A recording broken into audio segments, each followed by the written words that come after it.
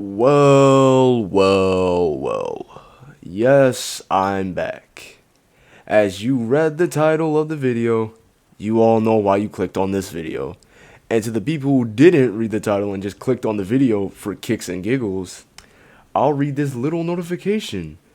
At 6:48 Eastern Standard Time, jacknjellify on Twitter published a tweet called, "The game continues. Join us for the next challenge in BFDI Teapot 21 in theaters late January. More information coming very soon. Teapot 21 premiering in theaters late January. More information coming soon." Oh, fuck. Whoop. Ain't this gonna be fun.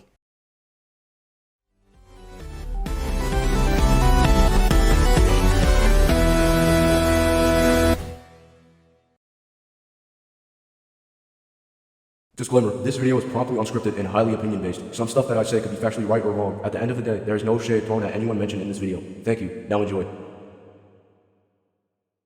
Yep, you guys saw from the video intro, BFDI Teapot 21 is getting released this late January. And honestly, I didn't think this would happen because a few days after I saw Teapot 20, I thought to myself, you know, since they already premiered Teapot 20 in theaters, there should be no reason Teapot 21 should be premiered in theaters next. As I say as Michael and Cary both point and laugh at me in humiliation. Now, judging from my previous video, you guys would think it's not that big of a deal, but this time when they did it, I was kind of on edge about it, honestly. Now, before you guys go into the comment section and start attacking me like the little 5 to 13-year-olds you are, I will be going over 3 different exhibits on my reasoning, which would be Exhibit A, seating prices and theater locations. Now, judging from the Teapot 20 seating prices and the BFDIA 20 seating prices, I would mostly say that the racks would probably rack up to like $25, honestly. Now, I don't know if this part applied to everyone, but my tickets came with a $2 fee, and if you do the math, 25 plus 2 would mainly equal 27, which would mainly equal $27. Now let me repeat that for the people who got lost. This applied to both episodes, Teapot 20 and BFDIA 23. Now, just a reminder, I did say this in my BFDIA 23 video, but I really don't know if $25 is really a cash grabby price for tickets, but if you're constantly releasing episodes out for the public before releasing them onto YouTube, I really don't know if that's a good decision. Because looking back at the tweet and looking at the replies are just fuming with hatred. I really don't know how to word this, but there's really barely any words written in these replies. Half of them are just freaking pictures and videos, man. And just to note, this is going to be the 3rd time jacknjellify has premiered an episode in theaters. And the crazy part is, I'm going to say this right now, they could have saved this theatrical release for the BFDIA finale. Now, for a finale of BFDIA, it would clearly make sense for it to be in theaters because, oh, everyone could just meet up and watch it together and have a good time with their friends and families and stuff. And the thing I'm beginning to notice is that the further we get into BFDIA, the more cinematic it gets. So that way it fits more with the theater aspect. Now for Teapot, I could say the same thing, but this is going to be the 2nd episode in a row that they've premiered for Teapot in theaters. Look, to summarize this is going to be the third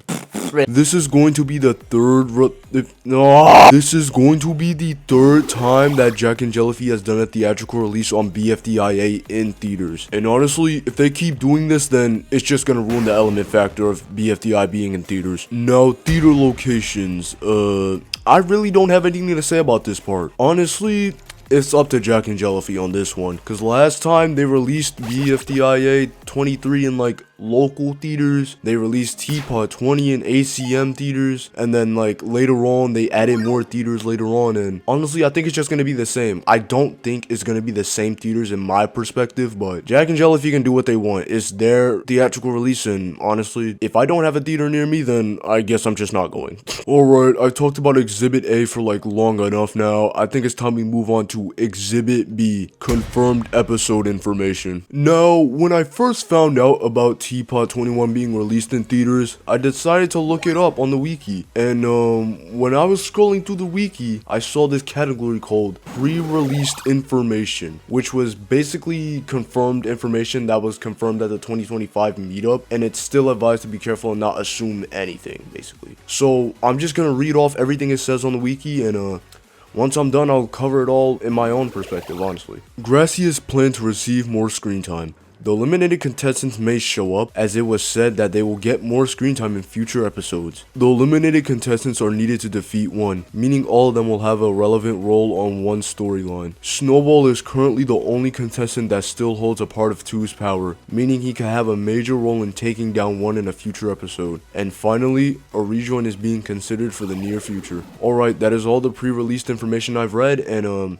I low-key think Snowball holding a part of 2's power is really important here. Like, really important here. Since almost everyone that had 2's power is practically dead, and Snowball's the only one still alive. He's just eliminated. Now, knowing Snowball, he could either do something good or bad with that power, depending on what he thinks is good and bad, but I mean, we still have yet to determine that. But speaking of Snowball, now we're gonna move on to Gracie, since honestly, I still feel kind of bad for the little guy. I mean, I know Gracie never contributed to Teapot as much, but ever since, like, Teapot 19, he's, like, really gone through some fucked up stuff, dude, and honestly, that last scene still replays in my head almost every single month at best. But seeing Gracie in this state, it could lead to two things. One, loser and winner could find Gracie on their own, or two could probably like find Gracie on his own, or three, Gracie has the courage to like get out of the vent and stuff. But since Gracie's like been having an emotional breakdown and two's just still lying in bed, I think the only reasonable option would be loser and winner finding Gracie on their own. Now, this isn't really confirmed episode information, but like in my eyes, I feel like on Team Death Pack again, I feel like Tree or Fanny's getting eliminated, and on Team for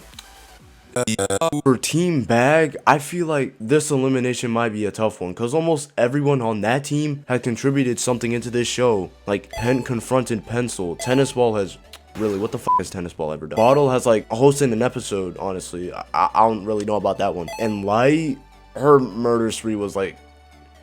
Yeah, her murder spree was something. But honestly, I feel like either Tennis Ball or Bottle might go. But Tennis Ball might get the boot with this one. I just had to say it, dude. I can't hide it for no longer. Now, it all comes down to this one question. The question that has been waiting to be answered. Is it worth it? Honestly, yeah, it's kind of worth it, actually. But in all seriousness though, in this episode we might actually find out some new information. We might find out what 2's been doing all this time. We might know if Gracie's okay. We might know where loser and winner might be off to. Heck, we might know where X be at. But yeah, again, if you want to see the episode, that's fine by you. If you don't want to go see it, just don't ruin it for other people, man. Me personally, I'm gonna go see it, and I'm probably gonna have a good time there. But again, if you're planning to see this episode with your friends and probably some of your family members, I just want to say have a great time there, man.